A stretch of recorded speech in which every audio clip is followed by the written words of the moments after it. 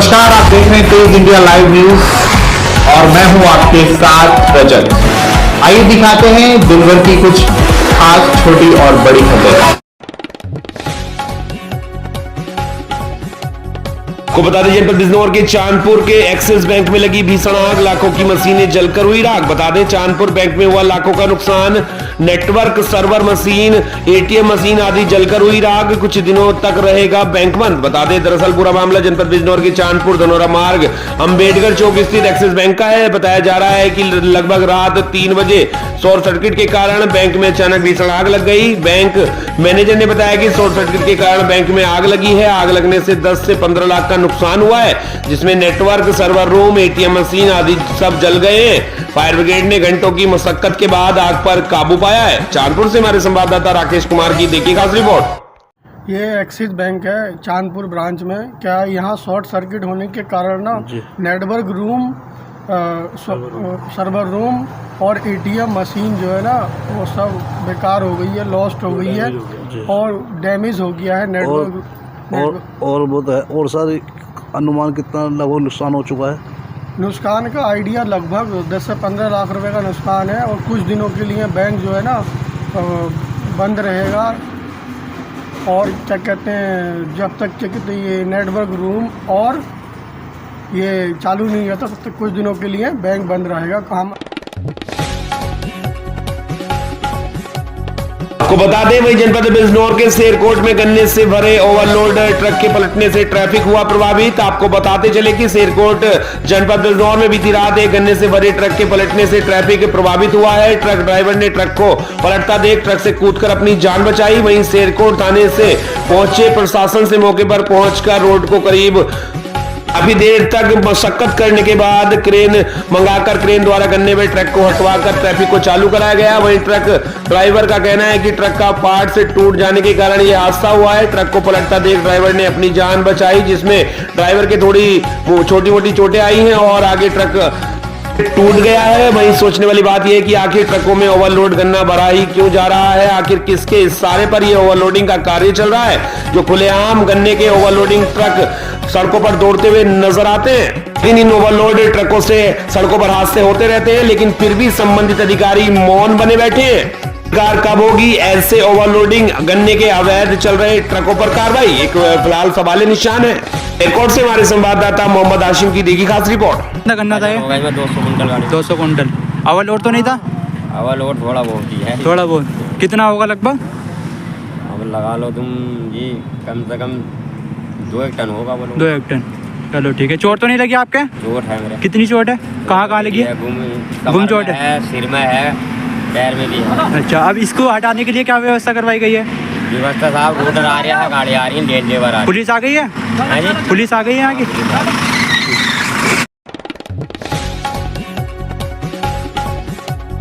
जनपद बिजनौर के शेरकोट के मोहल्ला खुराड़ा में हुसैन अहमद अंसारी द्वारा किया गया नुक्कड़ सभा का आयोजन। जनपद बिजनौर में लोगों में जागरूकता फैलाने का कर रहे प्रयास। बता दे हुसैन अहमद अंसारी का कहना है कि अगर भाजपा को हटाना है तो सपा बसपा का दामन छोड़कर एकजुट होकर कांग्रेस को वोट देकर ही भाजपा को सत्ता से हटाया जा सकता है। हुसैन अहमद अंसारी का कहना है कि भाजपा की नीतियों के द्वारा ही शेरकोट का ब्रश का कारोबार प्रभावित हुआ है। अगर कांग्रेस की सरकार आई तो व्यापारियों को भी राहत मिलेगी और साथ ही साथ जन तक भी हर सुविधा पहुंचाने का काम हुसैन अहमद अंसारी खुद करेंगे। सभा में उपस्थित रहे मुला अंदारी, बाली उल्लाह, शेख विरासत अलवी, खलील शेख, ताहिर शरीफ अलवी, अनवर अलवी, अकरम अलवी आदि मौजूद रहे। शेरकोट से हमारे संवाददाता मोहम्मद हाशिम की देखी खास रिपोर्ट।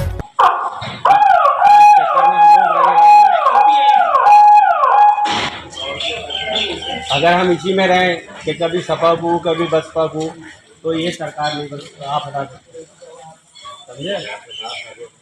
और मैं फिर ये कहूँगा कि हम लोगों ने भूल की, गलती नहीं करी।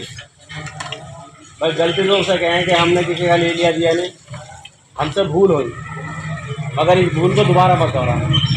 हम तभी कांग्रेस को मजबूत करेंगे तो अपने हिंदुस्तान को मजबूत करेंगे, कांग्रेस को मजबूत करेंगे तो अपने आप को मजबूत करेंगे। आज मैं देखता हूँ बाहर जाने के बाद कारोबार की जो हालत है, हमारे शेरकोट का ही काम बाहर की छोड़ दो, अब शेरकोट में ब्रुश का काम है ज़्यादातर। कोई घर ऐसा बचा हुआ होगा जहाँ ब्रुश का काम नहीं होगा। उसकी पोजीशन पता क्या रही इस साल दिवाली की? 35 से 40% काम रहा। ये किसकी कमी है? ये हमारी कमी है। हमने कुछ वोट बीएसपी को बांट दिए, कुछ सपा को, और अब तो मुझे लग रहा अब तक सब एक ही होकर लड़ेंगे। तो माननीय राहुल गांधी के हाथ मजबूत करने के लिए एक दिन भैया आप मुझे परसों का दे देना। बोले चलेंगे आप सब लोग? हाँ चलेंगे। शनिचर के दिन देखो ये चली गई इधर से। ठीक है, अच्छा शुरू हो गई हो। आपको बता दें जनपद बिजनौर में संसद में उपराष्ट्रपति की मिमिक्री को लेकर बिजनौर में भाजपा के तमाम कार्यकर्ता आक्रोशित होकर कलेक्ट्रेट पहुंचे और कांग्रेस के राष्ट्रीय अध्यक्ष एवं सांसद राहुल गांधी का पुतला फूंका। हंगामे के दौरान भाजपा के युवा मोर्चा के जिला अध्यक्ष रोविन चौधरी के बिगड़े बॉल। रोविन चौधरी ने कांग्रेस के राष्ट्रीय अध्यक्ष एवं सांसद राहुल गांधी को कहा कि जो भी शख्स राहुल गांधी की 4 थप्पड़ मारेगा उसको जाट समाज अपना चौधरी मान लेगा। आपको बता दें बिजनौर भाजपा युवा मोर्चा के जिला अध्यक्ष रोविन चौधरी के नेतृत्व में आज भाजपा के तमाम कार्यकर्ता एवं पदाधिकारी कलेक्ट्रेट पहुंचे और हंगामा में प्रदर्शन करते हुए कांग्रेस के राष्ट्रीय अध्यक्ष एवं सांसद राहुल गांधी का पुतला फूंका। उपराष्ट्रपति की मिमिक्री को लेकर बिजनौर के जाट समाज के लोगों में उबाल देखने को मिला है। वहीं सैकड़ों की तादाद में बिजनौर के जाट दिल्ली के लिए कूच कर गए, तो वहीं सैकड़ों की संख्या में भाजपा के तमाम कार्यकर्ता एवं पदाधिकारी कलेक्ट्रेट पहुंचे और राहुल गांधी का पुतला फूंका। वहीं मीडिया से बातचीत में रोविन चौधरी ने बताया कि जो भी राहुल गांधी को 4 थप्पड़ मारेगा उसको बिजनौर जाट समाज अपना चौधरी मान लेगा। बिजनौर से हमारे संवाददाता गुड्डू भारती की देखिए खास रिपोर्ट। आज देश के माननीय उपराष्ट्रपति का जो अपमान हुआ है, संसद की सीढ़ियों पर बैठकर एक सांसद द्वारा उनकी मिमिक्री की गई है और उसका जो दूसरे सांसद एक बड़े युवराज हैं दूसरी पार्टी के जो बड़े नेता हैं, उन्होंने वहां बैठकर उनका वीडियो बनाया है और ठाके लगाए हैं।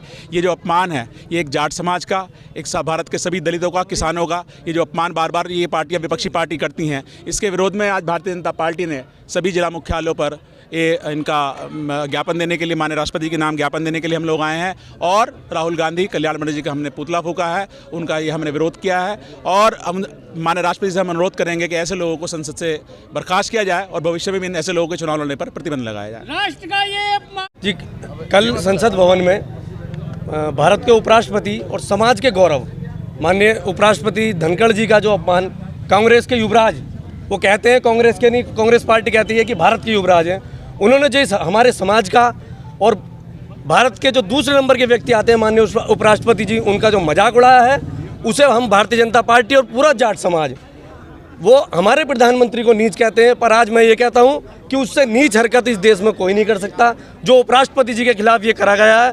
और मैं आज यहाँ आपके सामने अपने भारतीय जनता पार्टी के सब मेरे कार्यकर्ता, सब भाई, सब लोग, माताएं बहनें हैं, उनके सामने मैं कहता हूँ उस कांग्रेस सांसद के खिलाफ जो 4 चपत मारेगा तो उसे हमारा जाट समाज अपना चौधरी मान लेगा।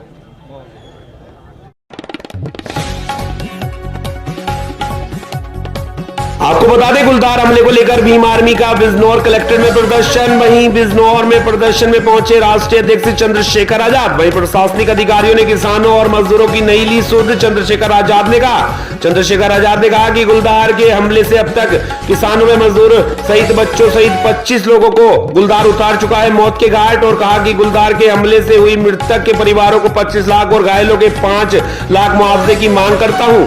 बिजनौर से हमारे संवाददाता गुड्डू भारती की देखिए खास रिपोर्ट। बिजनौर जिले में पिछले 3 महीनों के अंदर 25 घटनाएं हुई।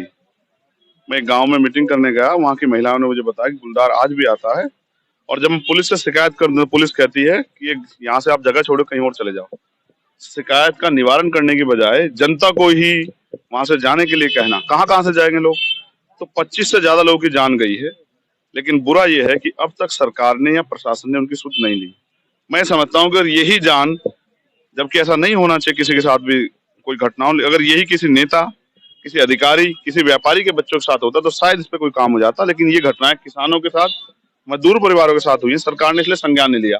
मेरे कहने के बाद कि 21 तारीख को मैं जिलाधिकारी जी के यहाँ हम 4-5 लोग जाके ज्ञापन देके सवाल पूछेंगे।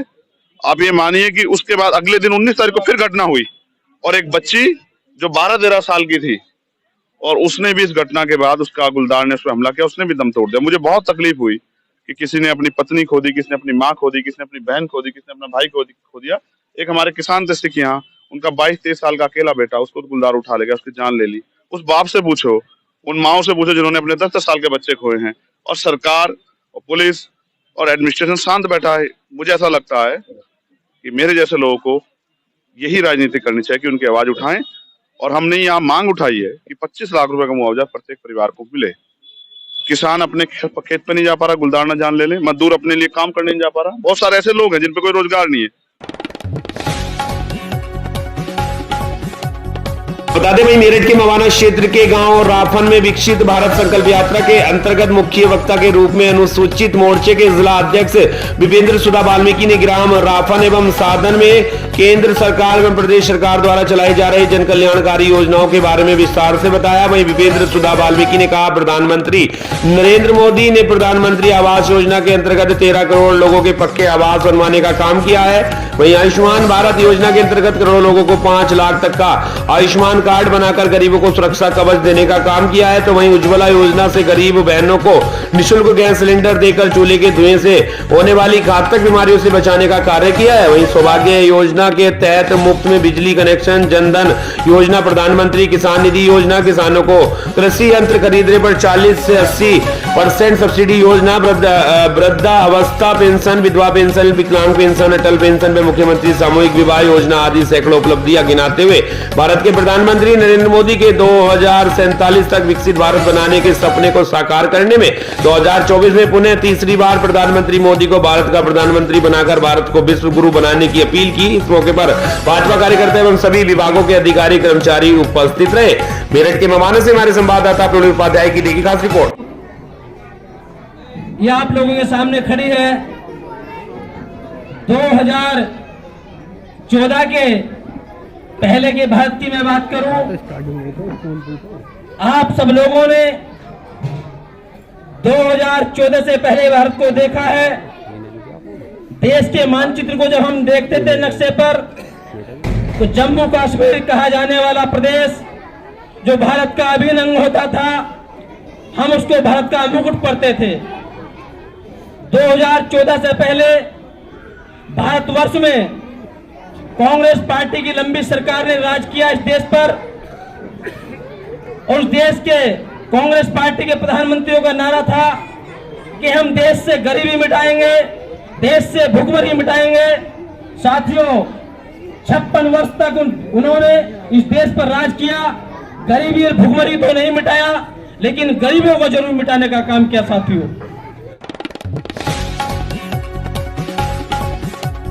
बता दें, खबर जनपद प्रतापगढ़ से, जहां प्रतापगढ़ कुंडा में राष्ट्रीय लोकतांत्रिक जनसत्ता दल के राष्ट्रीय अध्यक्ष कुंवर रघुराज प्रताप सिंह उर्फ राजा भैया की जन सुलभ छवि से प्रभावित होकर भाजपा नेताओं ने थामा जनसत्ता दल का दामन। आपको बता दें, वहीं 51 भाजपा कार्यकर्ताओं ने राजा भैया में जताई अपनी आस्था। बता दें, प्रदेश में अपनी अलग पहचान रखने वाला कुंडा हमेशा किसी न किसी बहाने चर्चा में आ ही जाता है। इस बार मामला जरा राजनीतिक गलियारे से है, जहां बिहार मंडल के 4 दर्जन से अधिक भाजपा कार्यकर्ताओं ने मंडल अध्यक्ष राजेश साहू की अगुवाई में जनसत्ता दल का दामन थाम लिया है।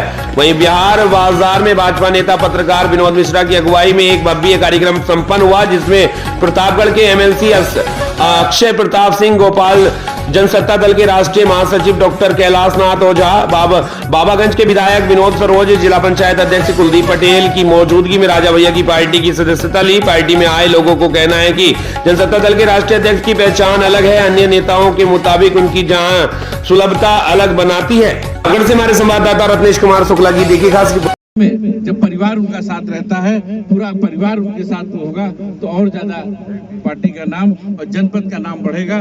तो आप भी उस ऋण से होंगे कि आपने अपने जन्मभूमि के लिए कुछ काम किया, अपने मुखिया, अपने परिवार के एक व्यक्ति के लिए उनको बढ़ाने का काम किया।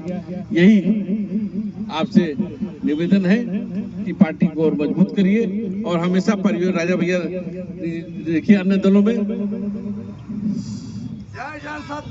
मतदाता को वो सम्मान नहीं है जब से जनसत्ता दल बनी है। पार्टी के बता दें हरियाणा के कुरुक्षेत्र में चल रहे अंतर्राष्ट्रीय गीता महोत्सव में कश्यप राजपूत सभावैध धर्मशाला के द्वारा लगाया गया फ्री चाय का लंगर, जिसमें लाखों की संख्या में पर्यटकों को फ्री में चाय दे रहे हैं। बता दें अंतर्राष्ट्रीय गीता जयंती महोत्सव में 10 दिसंबर से लगातार 24 दिसंबर तक कश्यप राजपूत सभा एवं धर्मशाला के द्वारा गीता महोत्सव में आए शिल्पकार, पर्यटक व अन्य सभी वर्गों के लिए फ्री चाय का लंगर लगाया गया है। आपको बता दें गीता जयंती महोत्सव में जहां शिल्पकार अपनी शिल्प कलाएं लेकर पहुंचे तो वहीं पर्यटक भी उनकी खरीदारी करने के लिए पहुंचे हैं। लेकिन इस बीच कश्यप राजपूत सभा व धर्मशाला के द्वारा मानवता का परिचय देते हुए सभी के लिए फ्री चाय का लंगर लगाया गया है। आपको बता दें कि मेले में सभी पर्यटक व शिल्पकार थके हुए जब इस फ्री चाय के लंगर पर पहुंचते हैं तो वह दिल से दुआएं देते हैं और कश्यप राजपूत सभा व धर्मशाला का आभार भी व्यक्त करते हैं। कश्यप राजपूत सभा के सचिव संजीव कश्यप ने जानकारी देते हुए कहा कि वह पिछले कई वर्षों से अंतर्राष्ट्रीय गीता जयंती महोत्सव में यह फ्री चाय का लंगर लगा रहे हैं। उन्होंने कहा कि चाहे एक दिन में लाखों की संख्या में पर्यटक उनके चाय के लंगर पर पहुंचे, वह सभी को फ्री चाय का लंगर देते हैं। अंतर्राष्ट्रीय गीता जयंती के इस अवसर पर सैकड़ों की संख्या में दुकानदार स्टॉल लगाकर आए हुए पर्यटकों को लुभा रहे हैं। वहीं कुरुक्षेत्र के ब्रह्म सरोवर के पूर्व में स्थापित पुरुषोत्तम बाग में लगे मंच पर अनेक राज्यों से आए कलाकार भारतीय संस्कृति की छटा को भी बिखेर रहे हैं, जिसे देखकर विदेशों से आए हुए पर्यटक मंत्र मुग्ध हो रहे हैं। कुरुक्षेत्र से हमारे संवाददाता सुरेश वर्मा की देखिए खास रिपोर्ट। ये कश्यप समाज की तरफ से कश्यप राजपूत धर्मशाला और कश्यप राजपूत सभा 25 की तरफ से ये चाय सेवा लगाई गई है और हम लगातार कई वर्षों से ये चाय सेवा का यहाँ पे करते आ रहे हैं गीता जयंती महोत्सव में, जिसमें हम हजारों लोगों को इस स्टॉल से चाय की सेवा फ्री में उपलब्ध करवा रहे हैं और उनकी सेवा दे रहे हैं। कितने से कितने तक ये सेवा? ये इस वर्ष हमारी 10 दिसंबर से और 24 दिसंबर तक हमारी ये चाय सेवा स्टॉल फ्री यहाँ वाली लगी रहेगी।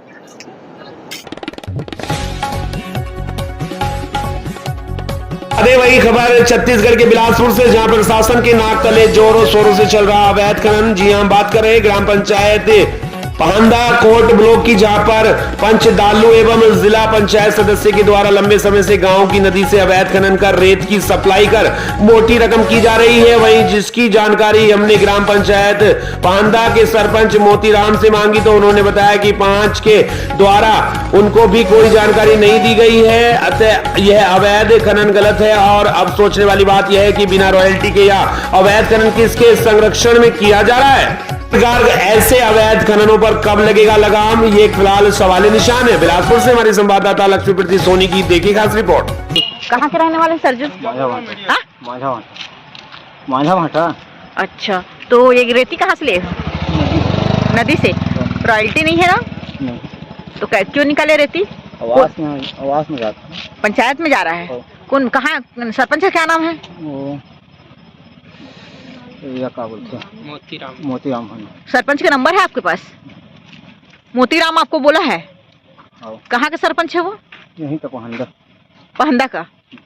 ये पहंदा गांव है? तो अभी सरपंच मिलेगा? क्या चाहते हैं कि नदी घाट के रेता नहीं जाना चाहिए बिना परमिट के, मत ले। परमिशन नहीं है इनके पास? नहीं है, हमको भी किसी दिन जरूरत पड़ेगा तो। मैं गलत नहीं बोल रहा हूँ, इसलिए हमारे घाट के रेता नहीं जाना चाहिए। अभी जो फोन किए हूँ दल्लू, ये क्या है? पंच है। अभी पंच है ना?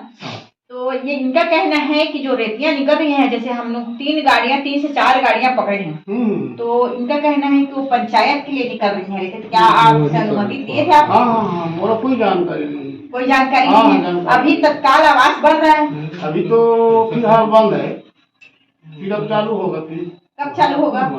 कल हाथा डलवाऊंगा पंचायत। कल हाथा डलवाने के बाद में भी टाइम लगता है? हाँ, टाइम तो लगेगा भाई, नहीं है ना? तत्काल तो होगा नहीं।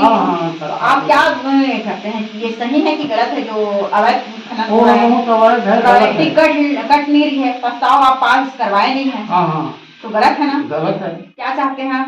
गलत है भाई, कार्रवाई होनी चाहिए। हाँ, तो कल कैसे करेंगे आप? थाना जाएंगे हमारे साथ में? जी जाएंगे ना? हाँ, इनके खिलाफ कार्रवाई होनी चाहिए जो अवैध खनन कर रहे हैं। हाँ, अवैध खनन कर रहे हैं। जी सर, एक बार